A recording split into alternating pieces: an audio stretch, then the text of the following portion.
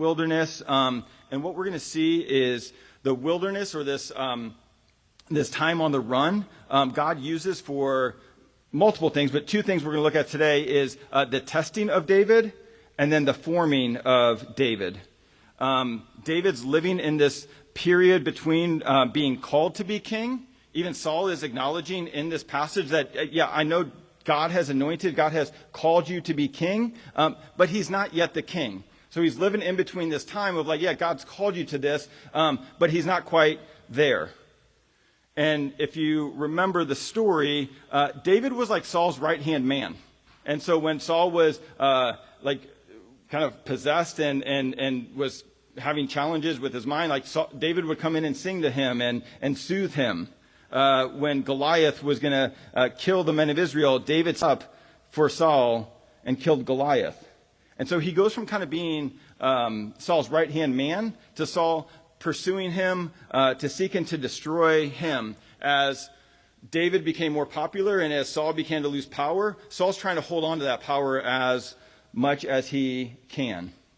And so this is where we find David on this run, what we're calling the wilderness years.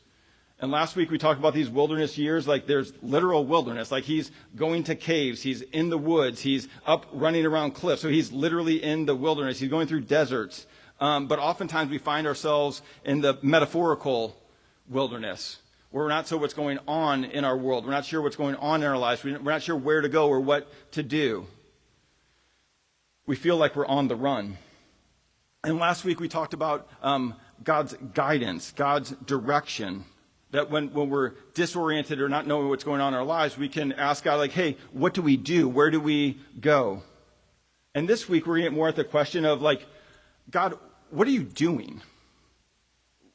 Why am I so disoriented? Why is everything so hard? Why does this not make sense? Why is this happening to me? What's it good for? We even see David ask Saul this. He's like, why are you coming after me? Why do you want to kill me? Why are you taking 3,000 people to come kill me? What did I do? And you may not have somebody chasing you down or being in the literal wilderness, but we may be in that metaphorical wilderness where our life feels disoriented. We don't know which direction to go. We don't know what's going on. And what this passage and what the scriptures do, it brings some hope when we experience hard things. When we ask questions like, God, what are you doing? God, why is this happening? God, what good could come out of this? In the commentary exalting Christ in 1 Samuel, this helpful quote. It says, when in the wilderness, an enormous temptation for us is to take matters into our own hands, to get ahead of God. When things aren't going the way that we'd like them to go, when we're confused, when we're disoriented, when we don't know what to do, when things aren't going the way that we want them to, the tendency, the temptation is to take things into our own hands, to get ahead of God. He says to sacrifice our integrity in the name of expediency. It says when we sense the tension between where we are and where we think we need to be or where we think we deserve to be, will we follow a path that we know we should avoid? Will we take matters into our own hands? Will we do things our way? Or will we, like David, exhibit the rare virtue of patience and patiently trust and wait on God? We were setting all this up this morning, and a couple of the guys asked, hey, how about that building? How far out is this? And there has been something in me that has been an increasing frustration of setting all this up. Part of it is I watch everybody set it all up. I'm like, I just want people to show up, come to church, hang out, talk, be reminded of who God is, how much he loves them, and go home and go to lunch and hang out. But people are sweating and working, and then it doesn't work, and it just kind of increases. I'm like, God, why do we have to keep doing this? Can we just get into a building already? We don't have to, is it going to work this week or not? Obviously not, right? I want to just force that. I want to just make that happen. And y'all probably don't care as much about that as I do, because that's not your thing. But there's something in your life, whether it's career, whether that it's a relationship or a lack of a relationship, whether maybe it's something in your kids or not something in your kids, something you want to see in your kids, right? Maybe it's something in you, like, hey, why do I still struggle with this? I was having this conversation with Ethel earlier this week, and I'll share this with, like, I always like look ahead, and one of the things that I'm like, I have this vision, and I want to have grandkids and play with my grandkids and be active. So I try to exercise and keep moving and eat well, and because I want to be active. Now, I know my father-in-law died of ALS at 56, and he was like the healthiest person I've ever met in my life. So that is not the way that it always goes. But I still pursue that. And the conversation I have with Ethel this week was, what if there's things about us spiritually, things about who we are, about our character, that never get transformed, that never get changed, that never get better? You hear this as people grow older, life becomes more challenging. And one thing that I hear a lot is like, well, that's just the way that they are. Somebody's rude, or somebody's angry, or somebody's mean. They're like, oh, that's just the way that they've always been. Like, that's awful. What are the sort of like characteristics that we have that if they continue to grow, like, it's not just a physical thing, it's a character thing. And it's in the midst of the wilderness that God actually transforms us, that he changes us, that he makes us more and more into the image of Christ. And I wish there was a better answer, but the way that God does that is through going through hard things. Because if we don't go through hard things, if it's always easy, guess what? You don't change. You don't have to change. Like, yeah, look, it's all going fine. And so what we see is this wilderness is two things. It's a time of testing, and it's a time of forming. And we'll start with this testing that we get in the wilderness. At the core is, what is our trust in? David had the opportunity to grab the kingdom. It was literally right in front of him. He could have killed Saul. All his problems, perceivably, would have been solved. And what would he have been? The king. I'll get to it, but Tim Chester talks about there's a difference between grabbing the kingdom versus being given the kingdom. And what we see in our passage is that Saul had moved on from the Philistines. Remember, Saul was coming after David. He had him kind of cornered, and then the Philistines started coming. So God diverted Saul, but that went away, and now he's back to hunting down David. And David is in a cave hiding from Saul, and Saul happens to go into the cave to relieve himself. If you look at the bottom of the Bible, just to make it more literal, it says on the bottom of your Bible, it says Hebrew for covering his feet, right? His pants were down. He is literally in like the most vulnerable position you could be in. He's in a cave going to the bathroom, right? And David just happens to be in the same cave. We talked about last week trusting in God's providence. This is God's providence. This is God. He ends up in the same place as he in. But Saul's in this very vulnerable position. And it is a test for David. And what all his men, what his friends tell him to do is, hey, God set this whole thing up for you to be able to take out Saul and become king. Look at the end. Look at verse 4. It says, and the men of David said to him, here is the day of which the Lord said to you, behold, I will give your enemy into your hand, and you shall go to him, and it shall seem, and do to him as it shall seem good to you. One thing that the commentators got into is there's like no record of God ever telling David that. It's just not anywhere else. He never said like, hey, you get to do to Saul whatever you want to do. It just doesn't say that. And what's going on is David's friends, David's men are falsely inferring Saul's vulnerability as a God-given opportunity for David. As a God-given opportunity that ought to be exploited. And David finds himself in, with conflicting thoughts, conflicting desires. Should he take out Saul, or should he let him go? His desires, his circumstances, his friends, just the ease of his life are pushing him to take out Saul. Again, it would solve all his... What's David's problem? Like, why has he been on the run for 10 years? Saul. And if he just takes him out, everybody wants him to, it would seemingly solve it if he took it into his own hands. Yet, simultaneously, one commentator said that God's Spirit is prompting him to turn another way, to do another thing.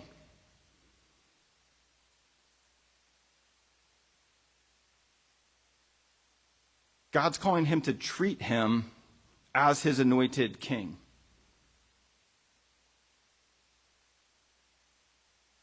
One commentator says, it is impossible to achieve the purposes of God by breaking the commands of God. It's impossible to achieve the purposes of God by breaking the commands. That's not what God calls us to do. It would have been easier for David to take out Saul. But his conscience, it's like God's not calling us to do the easy thing every time. He's actually calling him to love his enemy. He keeps going back to like, no, Saul is the Lord's anointed. He is the king, and God calls us to submit to the king, to have respect for the king, to not take matters into our own hands. Now, did Saul deserve that treatment? Like, absolutely not. Saul was like a horrible person. I remember Pam talked to me before the service last week. She's like, Saul's a really terrible guy. And I'm like, yes, you're understanding this book correctly. He's awful. He doesn't deserve to be treated well. Our response to people, how God tests us, isn't dependent on who they are. How we respond to people, how do we engage people, how do we love people is dependent on what God calls us to do. We are continually surrounded by people who don't deserve good treatment. Many of us have been hurt by people. Many of us have been hurt in circumstances. Many of us have been around people who don't treat others well. This was a weird thing. Will was in a golf tournament yesterday. It was like this, it's kind of like an entry-level thing. The guy asked him if he would help, and they were playing against, it was like Will and his partner, who's kind of newer, and they were playing against two kids that were just like really good. And the one kid like literally started openly mock the kid that Will was playing with, Will's partner. And at one point, Will just looked at him, he's like, hey man, stop talking to him like that. Who do you think you are? Right? He didn't deserve, he's like, he doesn't deserve that. He's out here, he's trying, he's learning. It's new to him. He didn't deserve that. We're surrounded with people who don't deserve good treatment, but because of who they are, because they're made in the image and likeness of God, and because we're called to love even our enemies, they do deserve good treatment. They do deserve to be treated with respect. We are called to love them. So the test is, will we become faithful to God wherever we are? Will we be faithful to treat people the way that God calls us to treat people who are around us, in the places that God has put us? Now, I know we're talking about like Saul and David here. Sometimes that's like your spouse, right? Y'all are married. You know you don't treat each other the way you're supposed to all the time. I know I don't treat Karina the way I'm supposed to all the time. How does she respond to me? How do I respond to her? Our friends, our neighbors, our coworkers.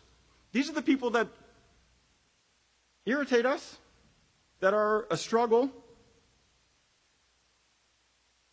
How are we faithful to treat people the way that God calls us to treat people in these places with the resources God has given us? Talking to a friend recently, and they were treated horribly. How they were treated affected everything about their life. And I was talking, and they were talking about they were kind of like spiraling, like getting angry. And as everyone was like, yeah, you should have been angry. Like, I was angry. You should have been angry. Like, and it was kind of in there. And then they stopped, and then they go, I was so angry. Then I just started praying for them. I'm like, oh yeah, that's what you should have done. It was amazing. It was beautiful. It's the answer. Jesus said it. Jesus literally told us. He says, you have heard that it was said, you shall love your neighbor and hate your enemy. That's what the people interpreted the Old Testament as saying. Love your neighbor and hate your enemies. David, love your men, hate Saul. But Jesus says, love your enemies and pray for those who persecute you, so that you may be sons of your Father who is in heaven. Now, you don't do this to become sons of your Father in heaven. You do this because you are sons and daughters of your Father in heaven. He's saying, act like your Father. Act like your Father who loved his enemies. Act like your Father who sent his Son for his enemies. Act like your Father and love those who hurt you. He says, for he makes it the sun rise on the evil and on the good, and he sends rain on the just and the unjust. Every day, we get tested on how are we going to treat people? How are we going to love people? How is the Spirit at work in our lives to not just be like everybody else, right? Saul's guy's like, yeah, man, get him. He's right there. Take him out. This is your chance. Look what God did for you.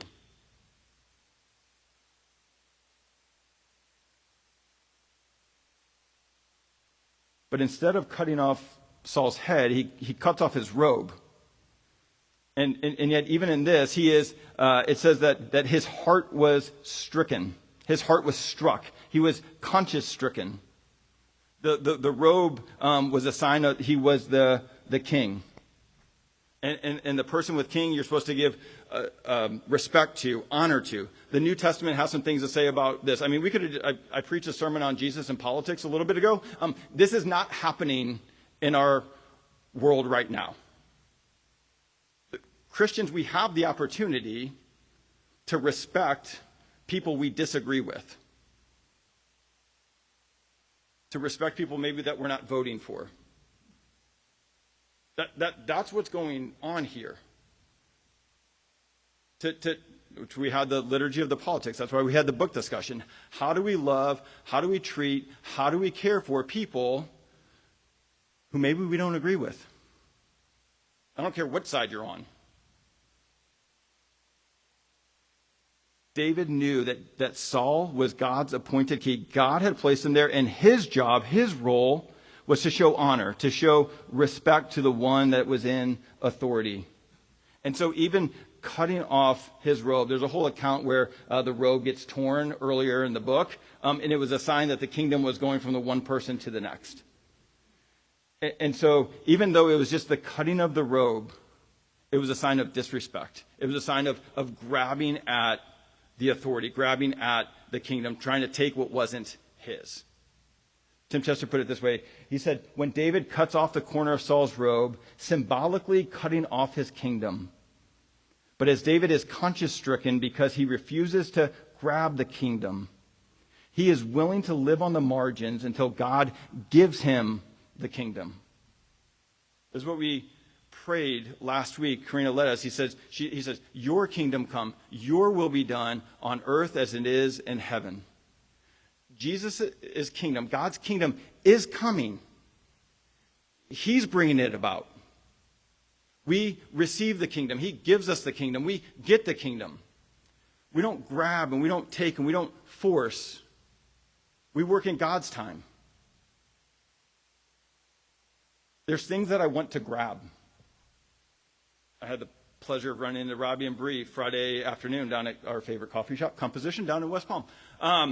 And we were talking about the students and just super encouraged. And we had a partnership class last week and was encouraged by that. And I was like, man, like we have a desire for more. We want more people engaged, more people to come. We want things to grow and develop. And maybe we're seeing a theme here, like the building, all the stuff. I want more people's lives changed by Jesus. I want Crosspoint to be a safe place for people to come and explore and learn and connect. But I often want it fast and now. But that's not how the kingdom of God works. The kingdom of God says it's like a seed. It says it's like a farmer. You know what farmers have? Patience, right? They plant a seed and it just goes down there. Like, yep. Hope that sucker comes up in 8 months. Right? But what's happening when it's in the ground? God's working. It's getting watered. It's getting soil. It's developing. It's growing. It's being transformed. So it can become what? Whatever God wants it to be. There's so many areas of our lives that we just want to grab, that we want to force, that we want to stick in the microwave and make it all happen faster.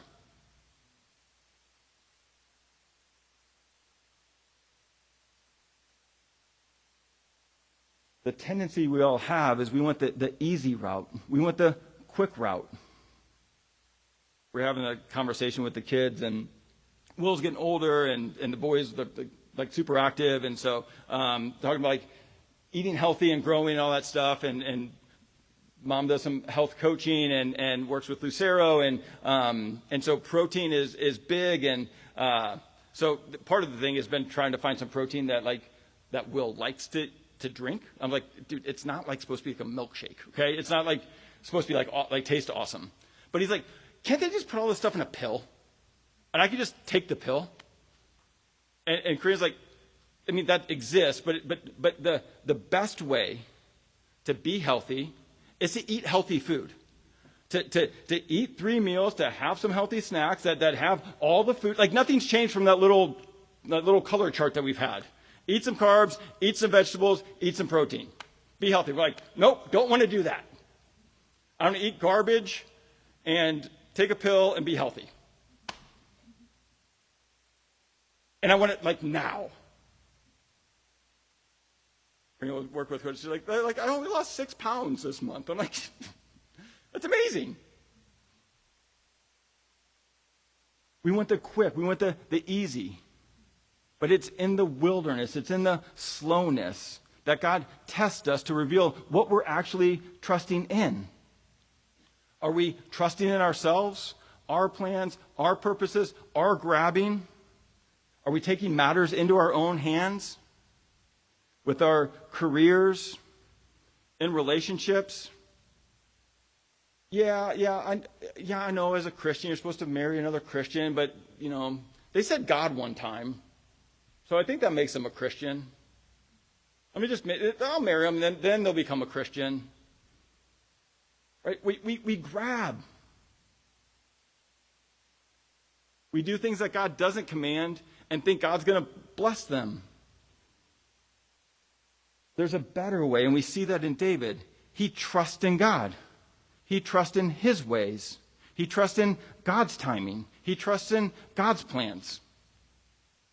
He doesn't cut off his head. He just cuts off his robe. And even at that, he feels conviction.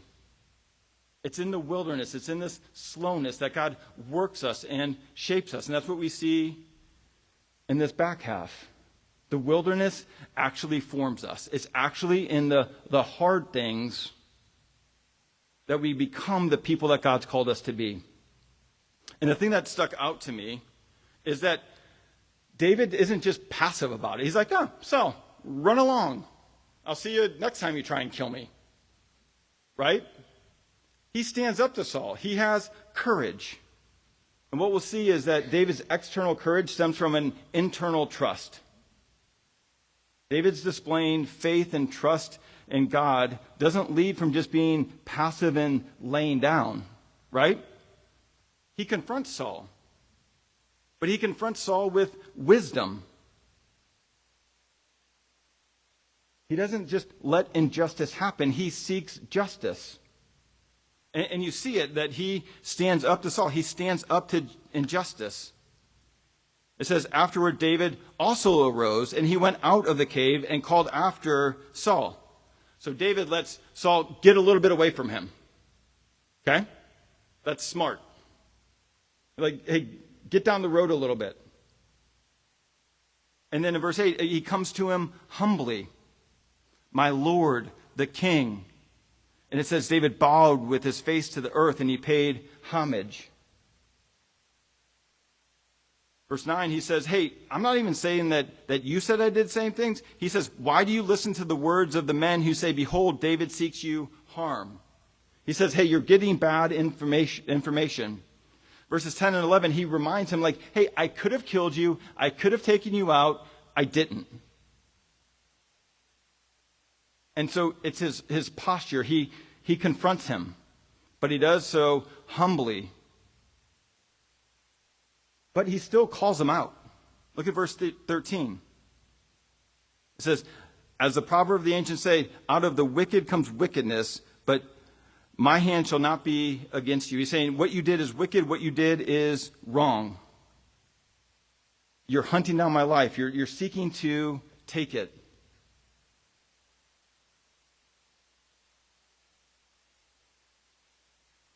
He does another thing. He reminds Saul that he's not worth it. He's like, why are you going after a dead dog? Why are you coming after a flea? I am nobody. So he confronts the injustice. He confronts what's wrong. But in the end, he trusts in God. Look at verse 12. It says, may the Lord judge between me and you. May the Lord avenge me against you. But my hand shall not be against you. Verse 15 said, may the Lord therefore be judge and give sentence between me and you, and see to it, and plead my cause, and deliver me from your hand. So externally, we see David have courage. He stands up to Saul. He confronts Saul. He goes after the injustice. But that external trust comes from an internal trust. This was from Exalting Christ in 1 Samuel. Psalm 57, which we read as our corporate prayer, gives us a picture of what was going on internally with Saul. How God had used the wilderness to form David into the sort of person who had godly character, who had courage to stand up for what was right, who had integrity, who ultimately was Christ-like. And so when we want transformation, when we want to change, the key to it is to look at God. At Crosspoint, it was a helpful reminder last week at our partnership class. It starts with knowing who God is. If you want to change, you look to God, who he is, what he promises. You trust in him, and then it actually frees you to be the sort of person that lives in light of that. It was a wonderful conversation last week in the partnership class where we talked about the attributes of God. And if you look at the sovereignty of God, that means that I don't have to be in control of everything. One person shared it, if you look at the immutability of God, that God doesn't change. Like it's tremendously freeing that no matter where I'm at, what I'm doing, that God treats me regardless because he doesn't change. So if we want to change, if we want to be transformed, we don't start with like, what do I need to do? We start with like looking at who God is. And as we behold him, as we look to him, we actually change. We become people of character, people of courage, people of integrity. And what we see from Psalm 57, we get a glimpse into David's heart. And David's heart reveals that he was resting in the sovereign purposes of God for his life. David had an internal peace in the midst of the unknown. Did he know what Saul was going to do to him? He still had to walk out of the cave. There were still 3,000 people standing there. I think it's still the first slide, Lisa. It's resting in God's sovereign purposes for his life. In verses 1 to 2 of Psalm 57, it says, be merciful to me, O God, be merciful to me, for in you my soul takes refuge. In you I trust. In the shadow of your wings I will take refuge till the storms of destruction pass by. He understands there's storms, there's hardships, there's difficulties, but in God, I'm going to take refuge, and they will pass by. It's one of my Larry tricks. Larry's like, just give it 6 months. Whatever you're struggling with, give it 6 months, look back, and then we'll talk about it. See what God did. David says, I cry out to God Most High, to God who fulfills his purpose for me.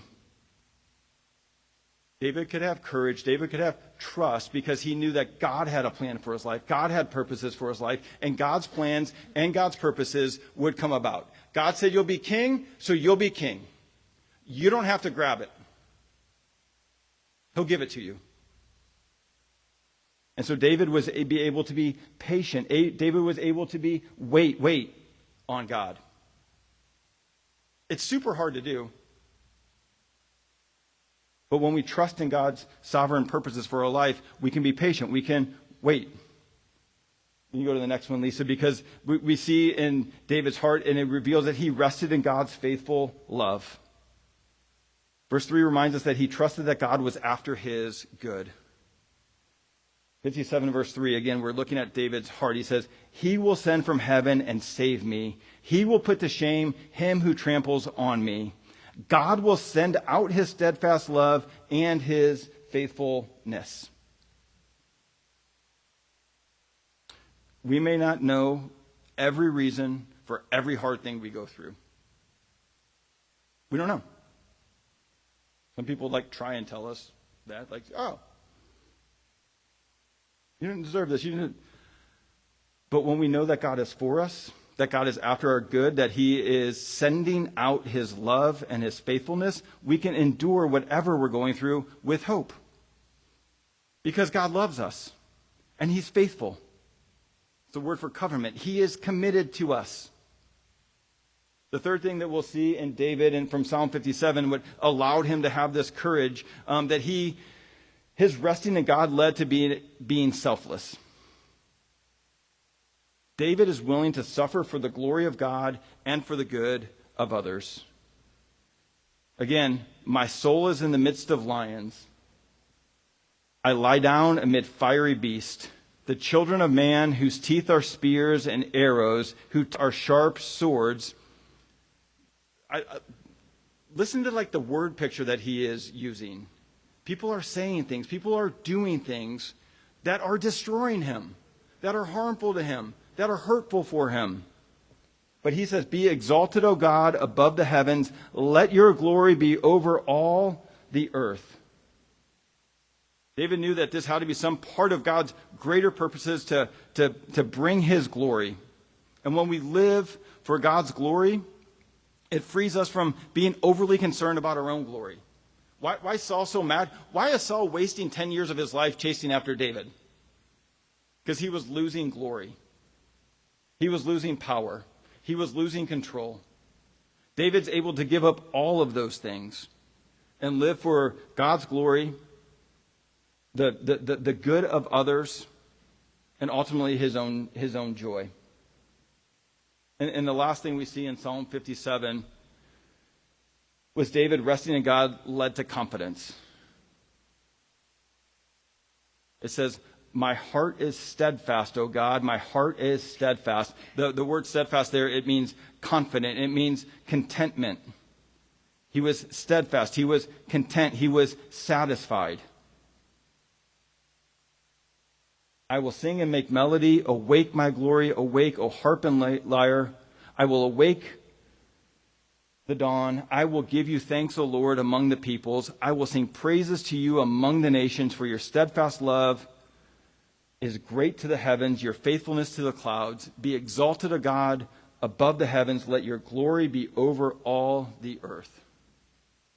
When we rest in God, when we trust in God internally, it gives us confidence. It gives us courage. It allows us to walk out of the cave, to stand,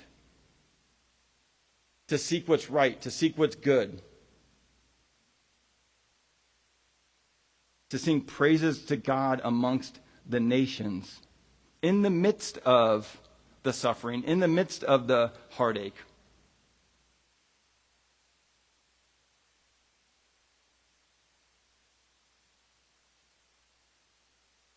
If you're not a Christian, or if you are a Christian, I think one of the greatest pointers to God in his goodness is somebody who is faithful in the midst of their suffering, in the midst of their hardship. And they grieve and they're sad, He's not saying any of this is okay, but he's saying, I'm going to be okay. I'm confident in who God is. No matter what other people do to me.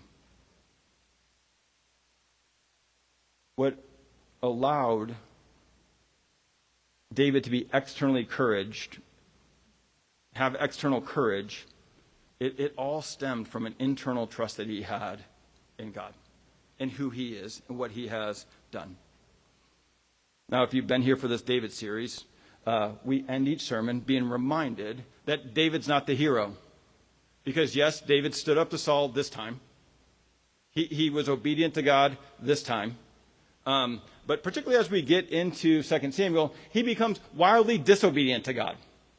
And it's interesting, I'm not sure quite what to do with this, but as David gets more comfort, he gets more power, his trust and confidence in God goes down. It's in the midst of the wilderness, in the midst of this hardship, that his faith, his trust in God is shown. He was faithful in this count, but in the future he wasn't. And that's why the whole of the Old Testament is a mere pointer to Jesus. One of the start of Jesus' ministry started in the wilderness, where he was what? Where he was tested, where he was tempted, where he was tried by Satan. Jesus was in the garden with his followers. And Jesus, you don't have to go through this. Jesus tells Peter, what do you tell him? Get behind me, Satan. Jesus, you don't have to suffer. Jesus, you don't have to stand. But Jesus did. Hebrews 2:10 says, in bringing many sons and daughters to glory, it was fitting that God, for whom and through whom everything exists, should make the pioneer of their salvation perfect through what he suffered. It was through Jesus' suffering, through Jesus' testing and passing the test, that he's able to bring us all to salvation, to all be rescued, to all be delivered from our enemy Satan. And then when we look at him, where he was killed, where he was crucified, it says that he was the pioneer of our salvation. He was obedient to the point of death, even death on a cross. To rescue us, to redeem us, to save us. And it's as we look at Jesus, who trusted in God's purposes, who depended on God's love, who gave himself for us, who was steadfast and confident no matter what was going on around him. As we look to him, it says he's the author and perfecter of our faith. We are formed more and more into his image, into his likeness, and we find rest.